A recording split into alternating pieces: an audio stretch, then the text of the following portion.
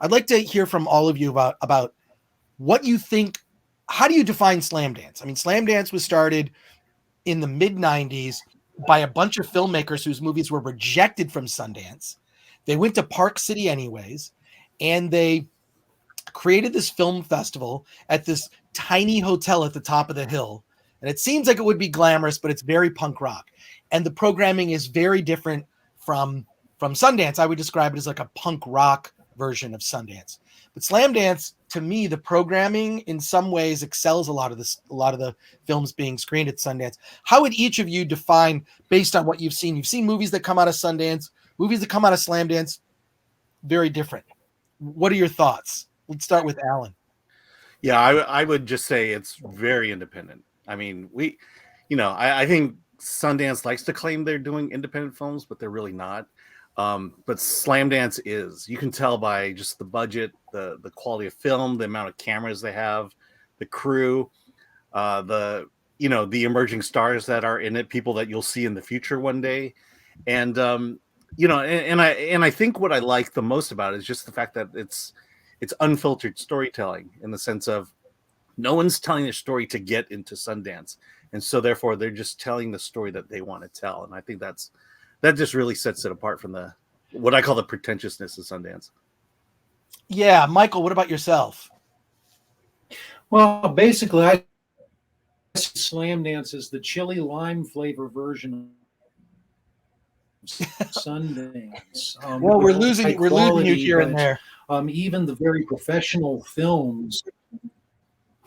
Oh, just a moment.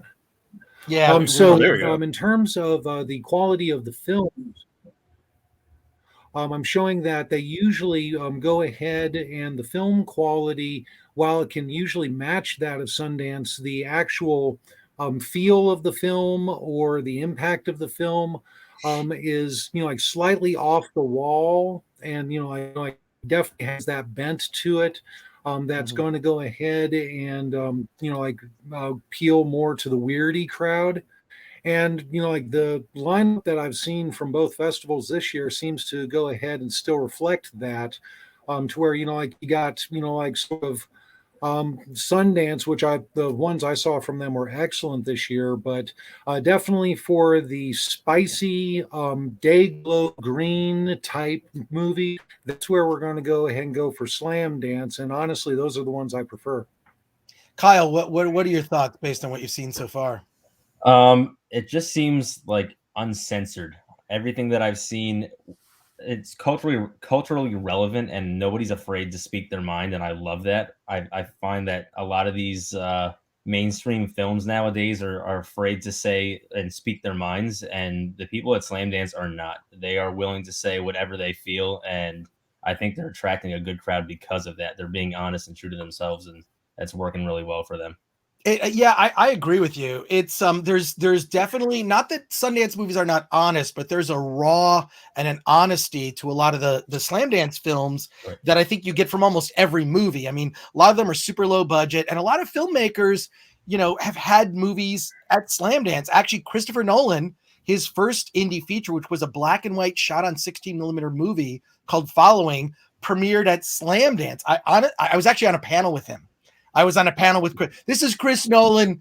Nobody knew who the hell he was. He was, I mean, he's just a guy made a movie, right? And then the very next year he had Memento at Sundance. So, and then of course we all know Chris Nolan's career from there. So what you're saying is at one point in your life, you were more famous than Chris Nolan.